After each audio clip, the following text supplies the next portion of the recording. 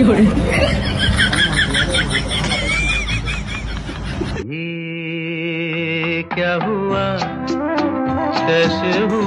તો આખો દિવસ ચૂડેલની જેમ બહાર જ રખડ્યા કર્યું છે મેં. પહેલા આપણે કાલે સાંજેનો વ્લોગ જોઈ લઈએ, પછી આજની વાત કરશું. કાલે સાંજે 9 વાગે હું નીકળી ગઈ હતી મારી ફ્રેન્ડના ઘરે સાંબા જવા માટે. ત્યાં જઈને પહેલા ફોનમાં મેથી મારતા હતા, પછી ફટાફટ રેડી થઈ ગયા ગરબામાં જવા માટે. और ये मैं हूँ, ઓળખતે હો क्या आप लोग मेरे को?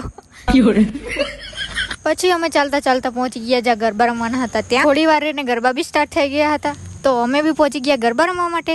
પણ વચ્ચે જો વરસાદ આવ્યો એટલે અમે તો ભીનાતા હતા તો બી મસ્ત ગરબા રમ્યા કરતા હતા. આખા વાળ એવું ભીનાઈ ગયા હતા. પછી થોડી વાર અમે થાકી ગયા એટલે બહાર નીકળી આવ્યા હતા. પછી લાસ્ટમાં ગરબા જોઈને અમે બી ઘરે જઈને સૂઈ ગયેલા હતા. તો સવારમાં મેં જાઉં છું નાવા વગર ઘરે મસ્ત નાઈને રેડી થઈ ગઈ, કેમ કે આપણે જવાનું હતું ડોલવણ વિડીયો બનાવવા માટે. પછી કપડાં ધોઈને સૂકવી નાખ્યા અને બહાર વેઇટ કરવા લાગી. પછી થોડી વાર એને અમે નીકળી ગયા ડોલવણ જવા માટે. વચ્ચે પૂનામાં શૂટિંગ કરવાનું હતું તો ત્યાં શૂટિંગ પતાવી લીધું.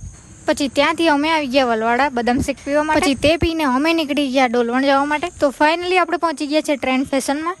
અહીંયા જે શૂટિંગ કરવાનું હતું તે પતાવીને અમે ખાઈ લીધો પેંડા અને ચેવડો. પછી જ્યાં મિરર હોય ત્યાં મેં ની ફાફા મારું એવું બને ગઈ. ત્યાં તો બહુ બધા મિરર હતા એક તો.